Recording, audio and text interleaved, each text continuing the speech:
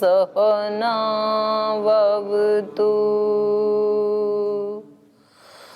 सहनौ भुनक्तु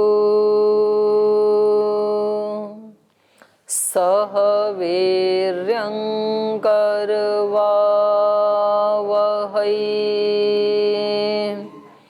तेजस्विनावधीतमस्तु मा विद्विषावहै।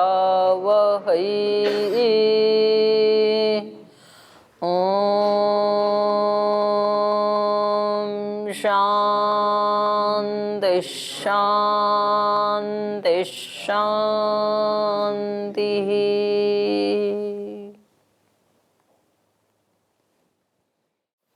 तो जैसा हमारा 16 पदार्थों का क्रम चल रहा है, प्रथमानिक में लक्षण बता रहे हैं, पहले उद्देश्य किया, अब लक्षण बता रहे हैं।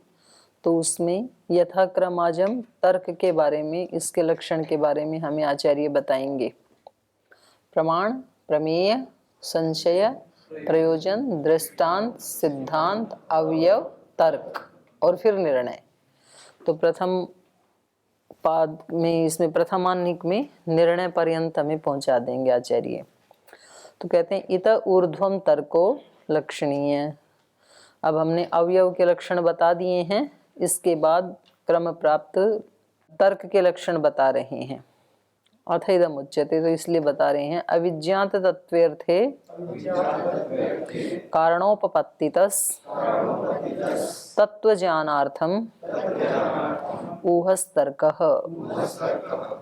अविज्ञात तत्वे अर्थे, जिस पदार्थ का हमें तत्व ज्ञान नहीं है, अविज्ञात है वो हमारे लिए, उसमें कारणोपपत्ति, उसके हेतु का पता लग जाए, वो पदार्थ क्या है उसके हेतु का यदि हमें पता लग जाए, कारणोपपत्ति, कारण माने हेतु, कारण की उपपत्ति होने से तत्व ज्ञानार्थम, अब उसका हमें तत्व ज्ञान करना है हेतु के बाद, तो उस तत्व ज्ञानार्थम, उस तत्व ज्ञान को सिद्ध करने के लिए, तत्व ज्ञान के प्रयोजन के लिए ऊहस्तर्क, उस समय जो विचार, जो संभावना व्यक्ति के अंदर आती है उसको कहते हैं तर्क। अर्थात ये तत्व ज्ञान कराने में हेतु आदि प्रमाणों की सहायता करता है, उसका सहायक है ये। तो भाष्य से हमें और अच्छे से समझ में आएगा। अविज्ञायमान तत्वे अर्थे, जिसका वास्तविक स्वरूप हम नहीं जानते हैं, ऐसे पदार्थ के विषय में जिज्ञासा तावत जायते जानिए इमम अर्थम इति। तो कह रहे हैं कोई भी अविज्ञात अर्थ है, पदार्थ है कोई, तो उसके बारे में हमारे मन में जिज्ञासा कब उत्पन्न होगी? जिज्ञासा तब उत्पन्न होगी जब हमें ये लगे कि मैं इसके बारे में जानूं। नहीं तो बहुत सारे पदार्थ हैं संसार में, तो सबके बारे में जिज्ञासा हमें उत्पन्न होती ही नहीं है। हम रास्ते में जाते हैं, हमारे दाएं बाएं कितनी चीजें आती हैं, कोई फैक्ट्री, कोई दुकान, कोई शॉपिंग मॉल, कोई विद्यालय, कोई कॉलेज, कोई पशु पक्षी, कितने पदार्थ हैं जिनके बारे में हम यथार्थ ज्ञान नहीं है, अविज्ञात तत्वर्थ हैं वो हमारे लिए, अविज्ञात पदार्थ हैं।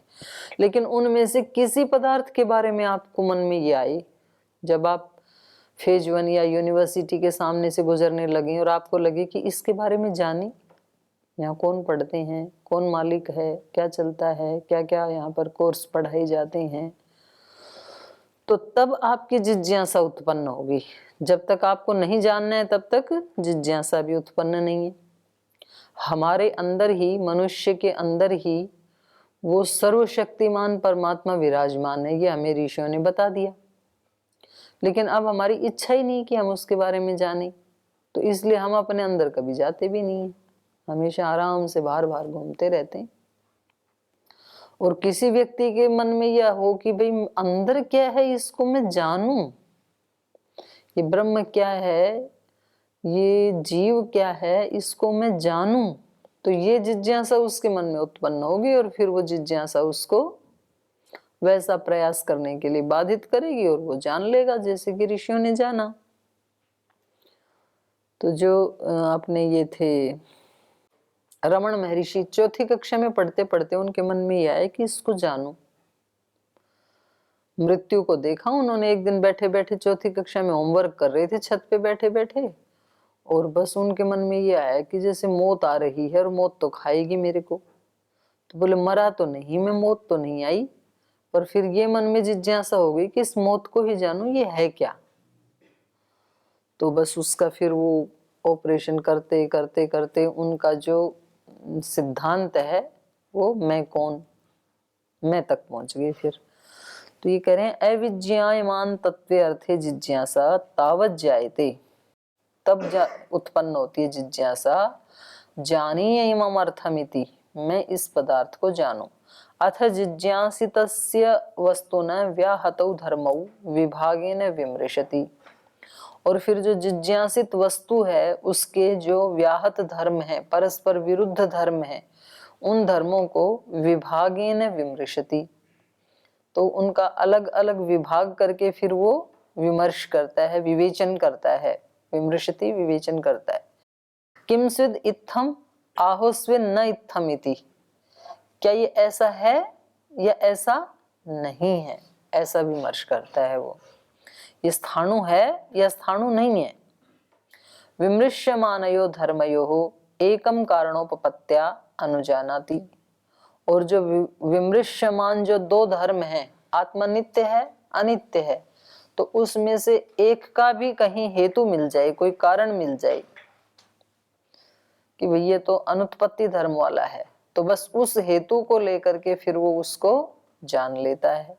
विमृश्यमानयो धर्मयो एकम, उनमें से किसी एक धर्म को भी कारणोपपत्त्या अनुजानाति, कारण की उपपत्ति होने से, हेतु की उपपत्ति होने से जान लेता है। संभवति अस्मिन् कारणम प्रमाणम हेतुरीति कारणोपपत्त्या स्यात् एवं एतत् न इतरत् इति।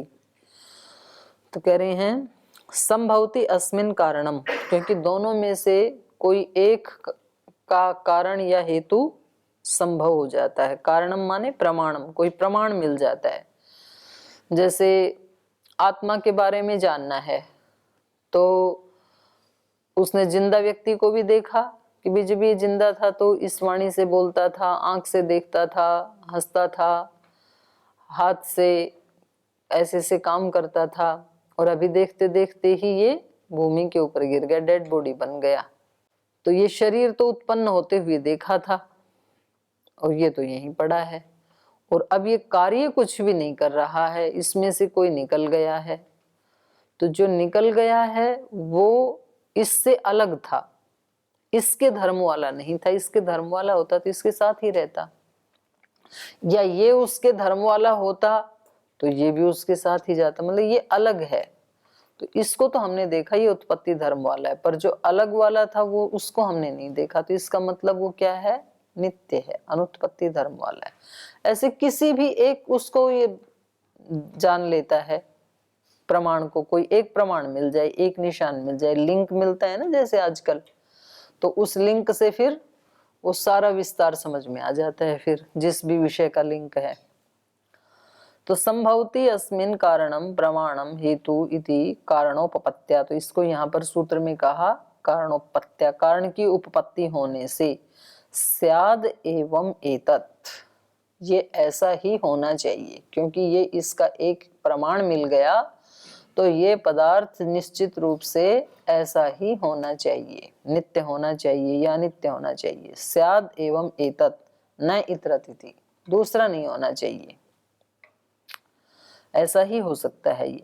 तत्र निदर्शनम, तो अब तर्क के बारे में कुछ निदर्शन करते हैं, उदाहरण दे रहे हैं। यो अयम ज्ञाता ज्ञातव्यम अर्थम जानीते तम तत्वतः भो जानीय इति जिज्ञासते। बोले जैसे ये जो ज्ञाता है ये किसी ज्ञातव्य अर्थ को जानता है, जैसे मानो हम शरीर को जानते हैं, या इस शरीर के अंदर एक आत्मा बैठा है, उस आत्मा को जानते हैं, तो उसके बारे में फिर मन में आता है कि नहीं, इसको तो हम ऊपर ऊपर से जानते हैं। तम तत्वतः भो जानीय, उसको मैं यथार्थ रूप से जानूं। शरीर को यथार्थ रूप से जानो, संबंधों को यथार्थ रूप से जानो, आत्मा को यथार्थ रूप से जानो, किसी भी पदार्थ को मैं यथार्थ रूप से जानूं, ऐसी जब जिज्ञासा होती है तो स किम उत्पत्ति धर्म को अनुत्पत्ति धर्म का इति विमर्श। तो फिर आगे ये जिज्ञासा होते ही विमर्श उत्पन्न हो जाता है कि ये उत्पत्ति धर्म वाला है या अनुत्पत्ति धर्म वाला है। मानो हमें शब्द के बारे में जानना है, तो शब्द तो हम सुन ही रहे हैं सब, और ये तो ध्वनि वाले शब्द हो गए, ध्वनि मूलक हो गए, और दूसरा वेद दर्शन उपनिषद आदि के जो हैं तो उसको भी, तो इसके बारे में ये हमें इच्छा होती है कि ये शब्द नित्य है या अनित्य है। ये जिज्ञासा होने पर फिर किम उत्पत्ति धर्म को अनुत्पत्ति धर्म का इति विमर्श, फिर ये विमर्श पैदा हो जाता है। विमृश्य माने अविज्ञात तत्वे अर्थे। तो ऐसे विमर्श किए जाने पर जो वो अविज्ञात अर्थ था तात्विक दृष्टि से, यस्य धर्मस्य अभ्यनुज्या कारणम उपपद्यते, माने एक धर्म की अभ्यनुज्या होने पर, स्वीकार करने में, धर्मस्य अभ्यनुज्या कारणम उपपद्यते, कोई प्रमाण हो सकता है किसी एक धर्म को स्वीकार करने में, उत्पत्ति धर्म को या अनुत्पत्ति धर्म को स्वीकार करने में जब हमारे पास कोई प्रमाण हो सकता है तो तम अनुजानाति, तो उसको स्वीकार कर लेता है व्यक्ति कि ये निश्चित रूप से उत्पत्ति धर्म वाला ही होगा, पर उसका कोई प्रमाण मिलना चाहिए, कोई कारण मिलना चाहिए। यदयम अनुत्पत्ति धर्मकः ततः स्वकृतस्य कर्मण फलम अनुभवति ज्ञाता, दुख जन्म प्रवृत्ति दोष मिथ्या ज्ञानानाम उत्तरम उत्तरम पूर्वस्य पूर्वस्य कारणम उत्तरोत्तर अपाये तदनंतर अपायात अपवर्ग इति स्याताम संसार अपवर्गौ। कह रहे हैं यदयम अनुत्पत्ति धर्म का, ये जो अनुत्पत्ति धर्म वाला है, अनुत्पत्ति धर्म वाला कौन है? जीवात्मा, आत्मा अनुत्पत्ति धर्म। यदयम अनुत्पत्ति धर्म का ततः, यदि ये आत्मा अनुत्पत्ति धर्म वाला है तो स्वकृतस्य कर्मण फलम अनुभवति ज्ञाता, तो तब ये ज्ञाता जो है वो अपने किए हुए कर्म के फल को अनुभव करता है, और उसमें क्या मिलता है? सुख या दुख मिलता है फल में। तो कहा दुख जन्म प्रवृत्ति दोष मिथ्या ज्ञानानाम उत्तरम उत्तरम पूर्वस्य पूर्वस्य कारणम। ये जो दुख जन्म प्रवृत्ति दोष और मिथ्या ज्ञान, ये जो पूरा एक ग्रुप है 5 का, इसमें मिथ्या ज्ञानानाम उत्तरम उत्तरम, उत्तर उत्तर वाला, पूर्वस्य पूर्वस्य कारणम, पहले पहले वाले का कारण है। जैसे मिथ्या ज्ञान जो है वो किसका कारण है? उससे पहले वाले का, दोष का। उत्तरम उत्तरम पूर्वस्य पूर्वस्य कारणम, मिथ्या ज्ञान उत्तर वाला है, तो ये किसका कारण है? दोष हम जो भी करते हैं वो किसके कारण करते हैं? मिथ्या ज्ञान के कारण करते हैं। और जो दोष है वो किसका कारण है? प्रवृत्ति का। जैसा हमारा ज्ञान है वैसी ही फिर हमारी क्रिया भी होती है ना, प्रवृत्ति। तो वो प्रवृत्ति क्यों होती है हमारी? दोष मतलब राग द्वेष मोह, 3 दोष बताई हैं। तो हम या तो राग के कारण किसी वस्तु को प्राप्त करना चाहते हैं, या द्वेष के कारण उसको हटाना चाहते हैं, या मोह के कारण उसको, उसके बारे में कभी छोड़ना कभी हटाना, ऐसे रहते हैं। मोह वही चित्ते, हमारा चित्त एक जैसा नहीं रहता है। तो प्रवृत्ति का कारण क्या हो गया? दोष।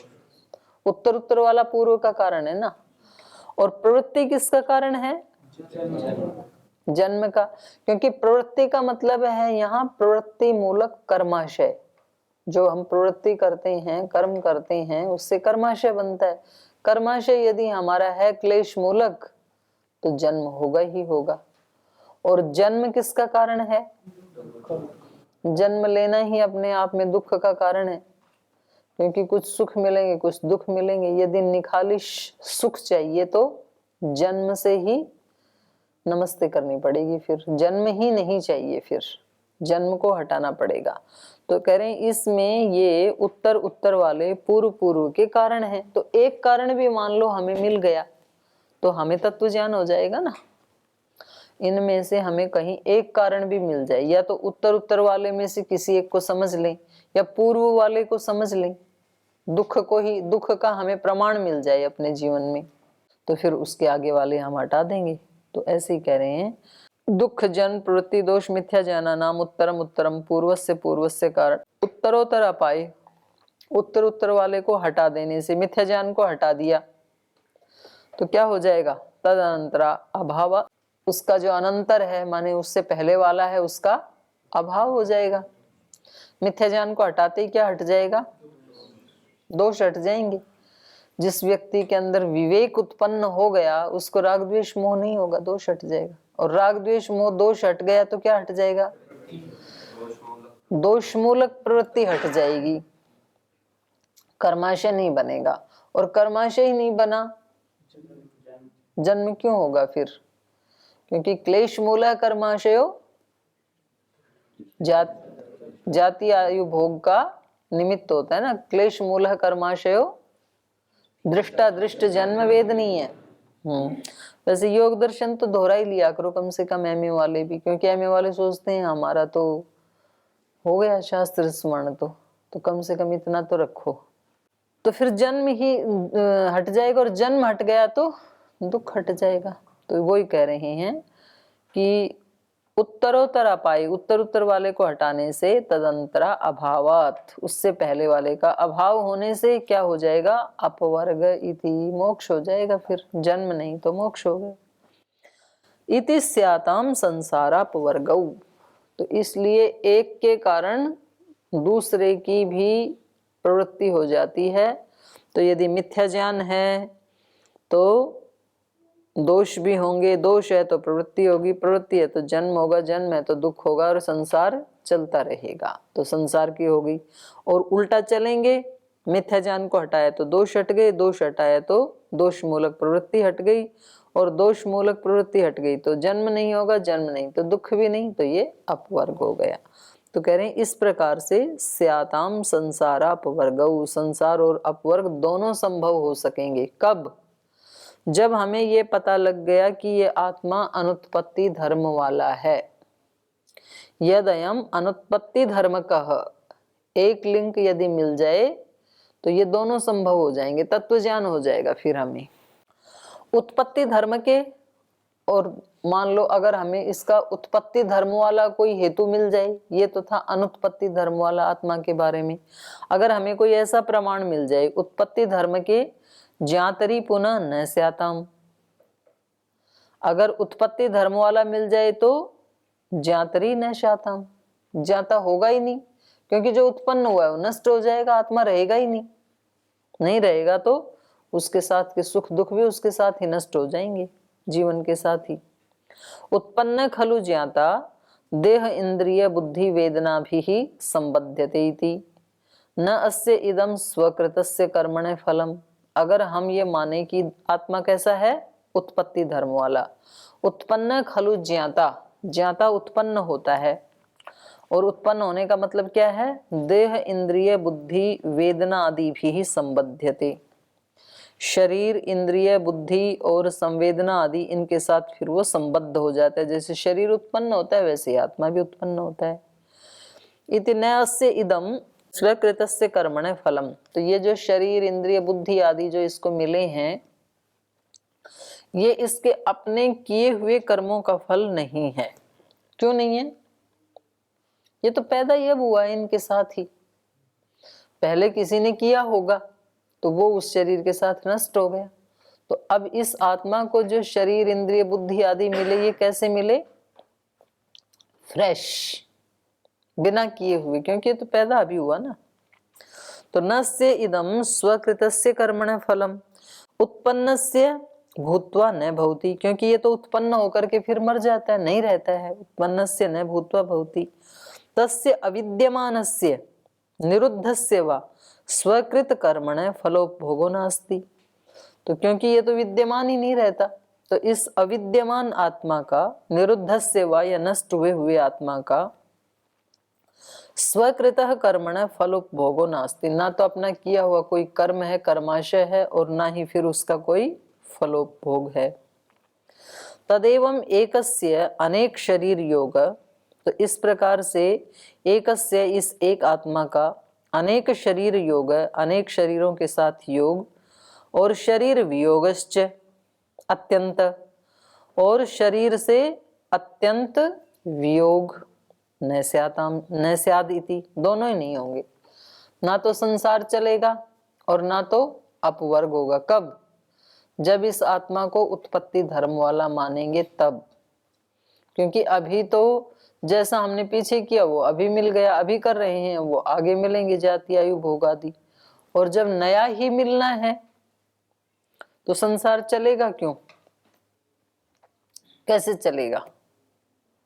और किस आत्मा को कौन सा शरीर मिलेगा, मनुष्य का मिले या पशु पक्षी का मिले कि वृक्ष आदि लता का मिले, ये कौन तय करेगा? तो अव्यवस्था हो जाएगी ना। तो अभी तो बड़े रिदम में संसार चल रहा है, तब तो चल ही नहीं पाएगा। और दूसरा, इसका अत्यंत वियोग भी नहीं होगा, क्योंकि अत्यंत वियोग का कोई कारण ही नहीं है। अभी तो कारण क्या है? योगानुष्ठान। चाहे आपने पिछले जन्म में 5% कर लिया था, उससे पिछले में 2% किया था, इस वाले में 10-20 कर लिया, अगले में 50 कर लिया, उससे अगले में 70, तो कभी ना कभी मुक्त हो ही जाएगा, ऐड होता जा रहा है ना। और वो तो चाहे कितना भी योगाभ्यास कर ले, एक ही जन्म में करके भी मर जाए बिल्कुल, तो भी उसको नष्ट हो ही जाना है। तो मोक्ष किसका हो? जब आत्मा ही नहीं रहा तो मोक्ष किसका होगा? तो मोक्ष का अस्तित्व भी नहीं रहेगा, संसार का अस्तित्व भी नहीं रहेगा। तो इन दोनों में से कोई एक होना चाहिए ना। तो अब संसार भी चल रहा है और मुक्त आत्माएं भी हैं, तो दोनों हमें प्रमाण मिल रहे हैं। तो इस प्रमाण से फिर हम क्या ऊहा कर लेंगे? आत्मा अनुत्पत्ति धर्म वाला है। इस तरह से यत्र कारणम अनुपपद्यमानं पश्यति तन्न अनुजानाति। तो जिस पक्ष में, यत्र माने जिस पक्ष में, कारणम अनुपपद्यमानं पश्यति, कारण को अनुपपद्य होता हुआ देखता है, कारण की अनुपपादिता को ये पाता है, तो वहां तन्न अनुजानाति, उसको स्वीकार नहीं करता है उस पक्ष को, कि भाई यदि आत्मा को उत्पत्ति व धर्म वाला यदि मान लिया तो ना संसार रहेगा और ना मोक्ष संभव है। लेकिन प्रत्यक्ष हम क्या देख रहे हैं? संसार भी चल रहा है, कुछ आत्माओं का मोक्ष भी हो रहा है। तो इससे क्या पता लगा? आत्मा अनुत्पत्ति धर्म वाला है। सो अयमेव लक्षणम ऊहः तर्क इति उच्यते। तो ये जो इस प्रकार से हमें लक्षण मिल जाता है, कोई प्रमाण मिल जाता है, और फिर हमारा जो विचार उत्पन्न होता है, उस ऊहा को, उस विचार को ही तर्क कहते हैं। कि भाई तर्क से हमने जाना कि आत्मा तो अनुत्पत्ति धर्म वाला है। कथम पुनः अयम तत्व ज्ञानार्थ न तत्व ज्ञानमेवैति। सूत्र में इन्होंने क्या कहा? अविज्ञात तत्वे अर्थे, अविज्ञात तत्व के लिए है ये तर्क। तो बोले तर्क सत्य के लिए क्यों है? सत्य ही क्यों नहीं है? कथम पुनः अयम तत्व ज्ञानार्थ, ये तत्व ज्ञान के लिए है, माने साधन बनता है, ऐसे क्यों कहा?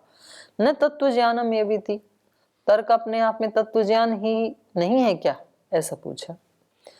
तो बोले कि नहीं, अनवधारणात्, कहने तर्क से निश्चय नहीं होगा, तर्क से अवधारण नहीं होगा। ठीक है, आपने ये जान तो लिया, तर्क से तो जान लिया कि भाई यदि संसार भी है और मोक्ष भी है तो आत्मा क्या होना चाहिए? अनुत्पत्ति धर्म वाला होना चाहिए। क्योंकि उत्पत्ति वाला यदि होता तब तो दोनों का ही अस्तित्व नहीं रहता। तो इतना तो आपने जान लिया तर्क से, लेकिन ये आपका अंतिम सत्य नहीं है, तत्व ज्ञान नहीं है। ये तत्व ज्ञान तो कब होगा? समाधि में ही होगा, जब उसका प्रत्यक्ष करेंगे उस आत्मा का। तो इसमें अवधारण नहीं होता है। कथम अनुजानाति अयम एकतरम धर्मम कारणोपपत्त्या न तु अवधारयति न व्यवस्यति न निश्चिनोति एवं एव इदम इति। कह रहे हैं कथम अनुजानाति अयम एकतरम धर्मम। ये कथम जो है ना, ये आगे आकर के जुड़ेगा, यहाँ से इसको हटा दीजिए कथम को, और तत्व ज्ञानार्थ यहाँ लगा दीजिए कथम को। यहाँ आकर के जुड़ेगा, या तो वैसे ही अर्थ करते समय ही लगा सकते हैं। तो अन्वय ऐसे होगा, अनुजानाति अयम एक तरम धर्मम, ये एक तरफ के धर्म को जान लेता है जो तर्क करने वाला व्यक्ति है। कारणोपपत्त्या, कैसे? उसके कारण की उपपत्ति होने से। न तो अवधारयति, लेकिन अवधारण नहीं कर पाता है। न व्यवस्यति, निश्चय नहीं कर पाता है। न निश्चिनोति, एवं एव इदम इति, कि ये ऐसा ही है, ये ऐसा ही है, ये तो प्रत्यक्ष होने पर ही निश्चय कर पाएगा। तर्क से तो केवल एक सीमा तक जाना जा सकता है। तो कथम तत्वार्थ इति, तो बोले फिर तत्वार्थ कैसे है ये तर्क ऊहा? तो इसका ये उत्तर दे रहे हैं। तो ये थोड़ा सा अभी टाइम हो गया, तो इसको कल पूरा कर देंगे।